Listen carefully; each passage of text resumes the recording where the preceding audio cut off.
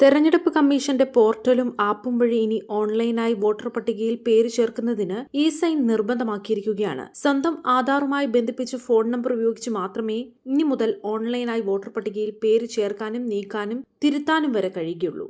ഓൺലൈനിലൂടെ വ്യാപകമായി വോട്ടർ പട്ടികയിൽ ക്രമക്കേട് നടത്തുന്നുവെന്ന പ്രതിപക്ഷ നേതാവ് രാഹുൽ ഗാന്ധിയുടെ ആരോപണത്തിന് പിന്നാലെയാണ് തെരഞ്ഞെടുപ്പ് കമ്മീഷന്റെ പുതിയ പരിഷ്കാരം. നേരത്തെ വോട്ടർ തിരിച്ചറിയൽ കാർഡിലെ നമ്പറുമായി ഏതെങ്കിലും ഒരു ഫോൺ നമ്പർ ബന്ധിച്ച ശേഷം ഓൺലൈനായി വോട്ടർ പട്ടികയിൽ പേര് ചേർക്കാനും നീക്കാനും സാധിക്കുമായിരുന്നു. ഫോൺ നമ്പർ സംബന്ധിച്ച പരിശോധന ഇല്ലാതിരുന്നതിനാൽ വ്യാപകമായ ക്രമക്കേട് നടന്നിരുന്നു. കർണാടകയിലെ ആലന്ത് മണ്ഡലത്തിൽ ഇത്തരത്തിൽ 6000-ലധികം പേരുകൾ നീക്കം ചെയ്തിരുന്നതായി രാഹുൽ ഗാന്ധി ആരോപണം ഉന്നയിച്ചിരുന്നു. ഇതിന് പിന്നാലെയാണ് ക്രമക്കേട് തടയുന്നതിന് പുതിയ നടപടി തെരഞ്ഞെടുപ്പ് കമ്മീഷൻ ഏർപ്പെടുത്തിയത്. വോട്ടർ പട്ടികയിൽ പേര് ചേർക്കുന്നതിന് ഫോം പൂരിപ്പിക്കണം. വോട്ടർ പട്ടികയിൽ പേര് ചേർക്കുന്നത് എതിർക്കുന്നതിനും പേര് നീക്കം ചെയ്യാനും പൂരിപ്പിക്കേണ്ടത് ഫോം 7 ആണ്. തിരുത്തൽ വരുത്തുന്നതിന് പൂരിപ്പിക്കേണ്ട ഫോം 8 ആണ്. ഈ ഫോമുകളിലൂടെ നടപടിക്രമങ്ങൾ പൂർത്തിയാക്കുന്നതിനാണ് ഇ-സൈൻ കേന്ദ്ര തെരഞ്ഞെടുപ്പ് കമ്മീഷൻ നിർബന്ധമാക്കിയിരിക്കുന്നത്. അതായത് ആധാറുമായി ബന്ധിപ്പിച്ച മൊബൈൽ നമ്പർ ഉപയോഗിച്ച് മാത്രമേ ഇനി മുതൽ ഈ നടപടിക്രമങ്ങൾ പൂർത്തിയാക്കാൻ കഴിയുകയുള്ളൂ.